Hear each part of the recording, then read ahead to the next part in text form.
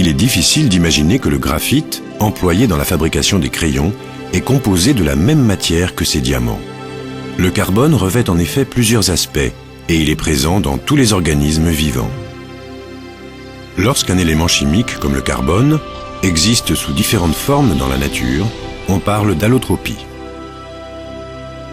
La variété allotropique la plus connue du carbone est le diamant, le matériau naturel le plus dur et aussi l'un des plus beaux.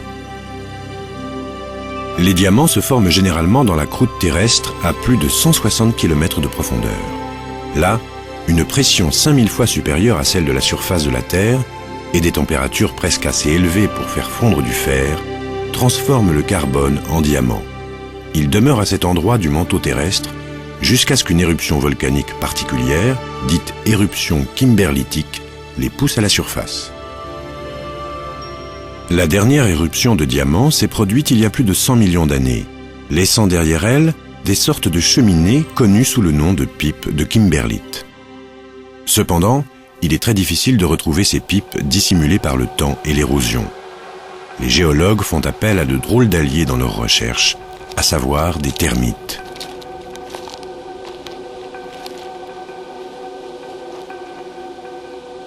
Au cours de l'édification de ces monticules impressionnants, les termites déterrent des roches et des minéraux susceptibles de révéler un gisement de diamants. L'analyse des roches constituant les termitières a notamment permis de découvrir dans les années 1960 l'une des plus riches pipes de kimberlite en Afrique.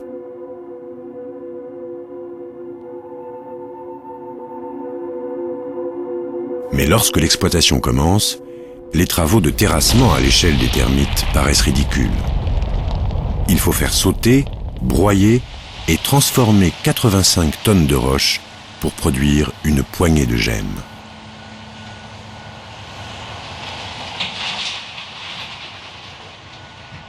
Dans la mine de Finsch, en Afrique du Sud, les mineurs creusent depuis 30 ans. Le site d'exploitation s'étend sur environ 800 mètres de largeur et 400 mètres de profondeur.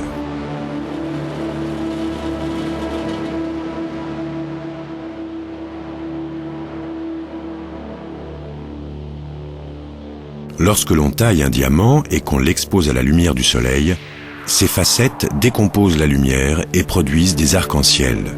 C'est la structure cristallographique cubique et compacte des diamants qui est à l'origine de leur dureté et de leur beauté.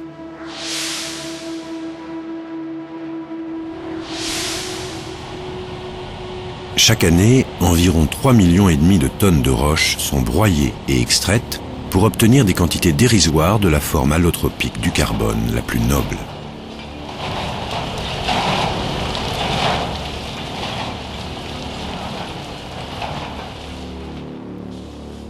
Seuls 20% des diamants sont considérés comme des gemmes et utilisés principalement en joaillerie.